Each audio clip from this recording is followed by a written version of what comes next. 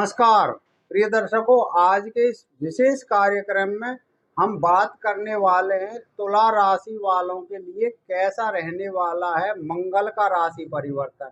क्योंकि मंगल 2 अप्रैल की रात्रि में 1:24 पर अपना राशि परिवर्तन करने वाले हैं। जो तारीख तो 3 ही हो जाती है, ये अपनी मिथुन राशि में से निकल के और अपनी नीच राशि कर्क में गोचर करेंगे, जहां पर ये 6 अप्रैल की रात्रि के 2:10 तक रहेंगे।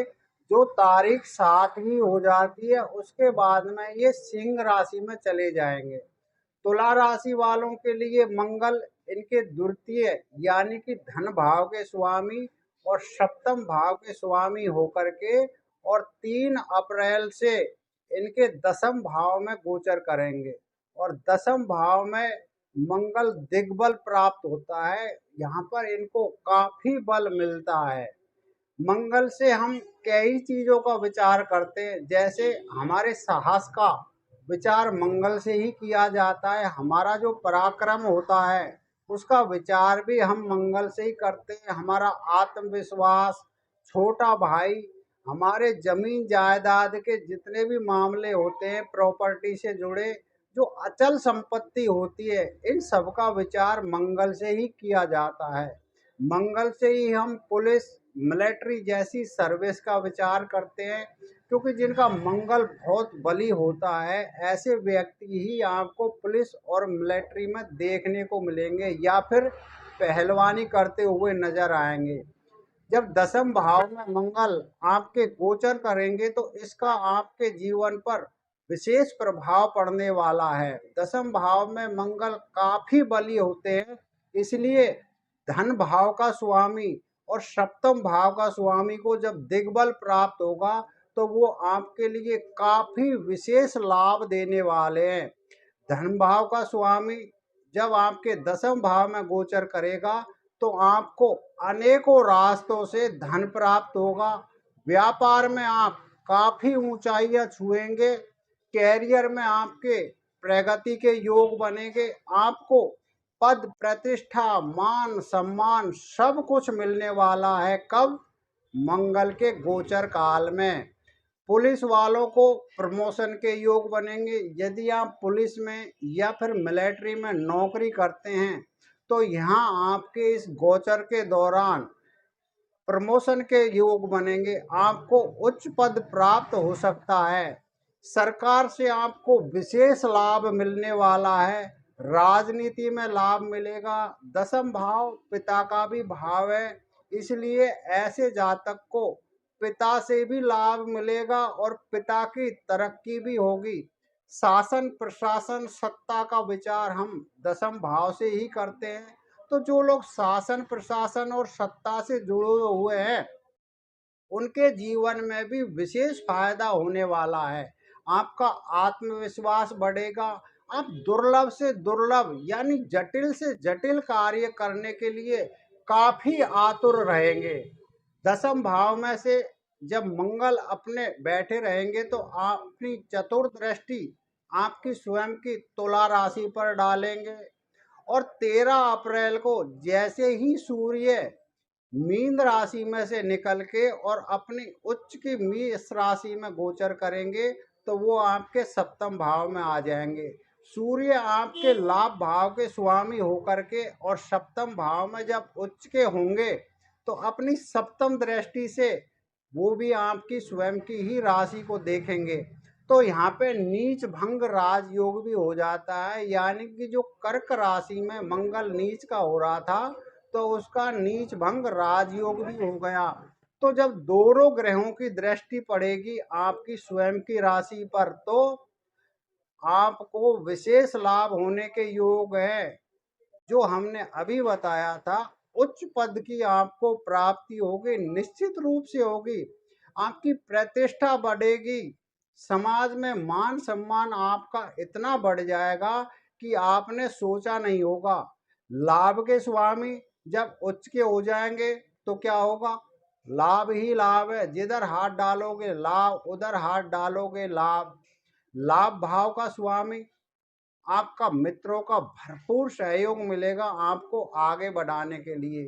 लाभ भाव यानी एकादश भाव हमारी मनोकामनाओं का भी भाव होता है, यानी कि आपने अब से पहले जो भी मनोकामनाएं बना रखी थी, चाहे वो प्रॉपर्टी लेने की हो, चाहे वो फ्लैट खरीदने की हो, चाहे वो कोई वाहन लेने की हो, या फिर बिजनेस करने की हो, एक्स वाई जेड जो भी आपने मनोकामनाएं यानी कि अपने अभिष्ट थे, वो अब पूर्ण होने के योग बनेंगे। क्यों? क्योंकि एकादश भाव का स्वामी आपके सप्तम भाव में उच्च राशि में गोचर करेगा। तो और क्या चाहिए? ऐसा योग बड़ी मुश्किल से देखने को मिलता है। शत्रु हंता बनेंगे आप, कार्यशील बनेंगे, कार्य के प्रति तत्पर हो जाएंगे। चतुर्थ भाव पर सप्तम दृष्टि की आपकी उच्च की राशि पर रहेगी। माता से विशेष लाभ होने का योग है। जैसे ही दसम भाव में से मंगल अपनी सप्तम दृष्टि आपके चतुर्थ भाव पर डालेंगे, मकर राशि पर, जहां पर ये उच्च के माने जाते हैं, तो क्या होगा? चतुर्थ भाव आपकी माता का भी भाव है। आपकी माता के स्वास्थ्य में लाभ होगा। भाइयों से आपको काफी सहयोग मिलने वाला है, चाहे वो किसी भी रास्ते से मिले। चतुर्थ भाव हमारे सुखों का भी भाव है, प्रॉपर्टी का भाव है। आप जमीन जायदाद की खरीद फरोख्त कर सकते हैं। वाहन का सुख भी हम चतुर्थ भाव से ही देखते हैं, जो आप ले सकते हैं। धनेश की चतुर्थ पर उच्च की दृष्टि आपके धन भाव का स्वामी है मंगल, वृश्चिक राशि आती है, और इनकी दृष्टि आपके चतुर्थ भाव पर पूरी पूरी पड़ने वाली है, क्योंकि आपके दसम भाव में से अपनी सप्तम दृष्टि डालेंगे। तो जब धनेश की उच्च दृष्टि उच्च राशि पर पड़ेगी, और क्या चाहिए? जितने भी रास्ते हैं वो आपके सब फेवर में होने वाले हैं, आपके लिए कार्य करने वाले हैं। पूरे ग्रहों का शुभ योग आपके पक्ष में होने वाला है। यानी कि आप ये कह सकते हैं कि अप्रैल मई में आपको विशेष फायदा होने वाला है, जो आपने कभी सोचा नहीं होगा। 3 अप्रैल से और 7 जून तक सूर्य और मंगल दोनों ही मित्र ग्रह हैं, और दोनों ही केंद्र में हैं, और दोनों की ही आपकी राशि पर दृष्टि पड़ेगी, जिससे जो हमने बताया वही होने वाला है। आपके दसम भाव में से मंगल की अष्टम दृष्टि आपके पंचम भाव पर पड़ेगी, कुंभ राशि पर। यदि आप शेयर सट्टा मार्केट से जुड़े हुए हैं, शेयर का काम करते हैं, शेयर मार्केट का काम करते हैं, तो आपको विशेष लाभ होने वाला है। द्वितीय इसकी पंचम भाव पर दृष्टि, आप अपनी बुद्धि के बल से धन प्राप्त करोगे। यानी हर कार्य में आपकी बुद्धि इतनी तीव्र होगी कि आपको नुकसान तो हो ही नहीं सकता। सूर्य की उच्च दृष्टि नीच भंग राजयोग बनाई है। लाभ के स्वामी का सप्तम भाव में उच्च का होना, यानी कि आपको अपनी वाइफ से भी बहुत बड़ा फायदा होने वाला है। आपकी वाइफ की भी तरक्की के योग है। सप्तम भाव बिजनेस पार्टनर का भी है। आपको बिजनेस पार्टनर की वजह से काफी लाभ मिलने वाला है। ऐसा फल आपको देने वाले हैं मंगल, अपना राशि परिवर्तन करके आपके दसम भाव में, जहां पर ये 7 जून तक रहेंगे।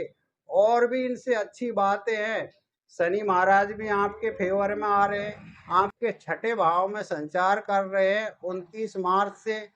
क्योंकि शनि भाव का 3, 6 और 11 तीनों भावों में विशेष फल बताया गया है। बृहस्पति महाराज वर्तमान में आपके अष्टम भाव में है, किंतु 14 मई को ये आपके अष्टम भाव में से निकल के आपके धन भाव में आ जाएंगे, और धन भाव में बृहस्पति कारक होते हैं। तो बृहस्पति भी आपको सब कुछ देने वाले हैं। यानी कि 2020 में जब आपके ऊपर ढैया चली थी, तो वो आपके लिए काफी कष्टदायक समय रहा था, और 17 जनवरी 2023 को वो ढैया तो आपकी खत्म हो गई, कोई बात ही नहीं रही शनि की। लेकिन हुआ क्या, आपके चतुर्थ भाव में से निकल के शनि पंचम भाव में आ गए, और पंचम भाव में शनि का गोचर काफी ठीक नहीं बताया गया है।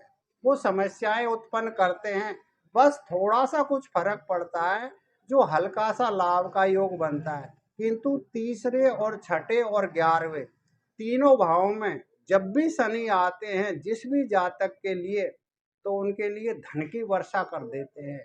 जितने भी उन्होंने कष्ट झेले हैं उनको दूर करके और कुंदन की तरह निखार देते हैं।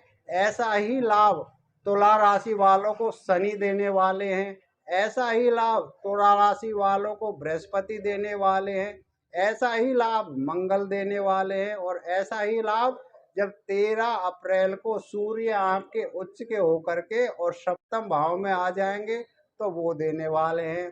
तो प्रिय दर्शकों, तुला राशि वाले जितने भी हैं बस खुश हो जाइए। अब तक आपने सोचा नहीं होगा जो आपको मिलने वाला है। ये जो भी कार्यक्रम है ये पूरा ज्योतिष शास्त्र के द्वारा प्रमाणिक है। यदि फिर भी आपको इस कार्यक्रम में कोई त्रुटि नजर आती है तो उस विषय में अपनी राय आप हमें कमेंट बॉक्स में अवश्य दें, हम संशोधन करने की कोशिश करेंगे। और यदि आप अपनी जन्म कुंडली का विश्लेषण कराना चाहते हैं या फिर किसी वास्तु दोष की समस्या का समाधान चाहते हैं तो आप हमारे स्क्रॉल में दिए गए नंबर पर हमें कॉल कर सकते हैं। नंबर हमारे डिस्क्रिप्शन में भी दिए हुए हैं, आप वहां से भी नंबर लेकर के कॉल कर सकते हैं। तो यदि अभी तक आपने हमारा चैनल सब्सक्राइब नहीं किया है तो इस बार जरूर सब्सक्राइब कर लीजिए, जिससे आने वाले वीडियो का नोटिफिकेशन सबसे पहले आपको प्राप्त हो। और अगले कार्यक्रम में आपसे हमारी फिर मुलाकात होगी, तब तक के लिए आज्ञा दीजिए, नमस्कार।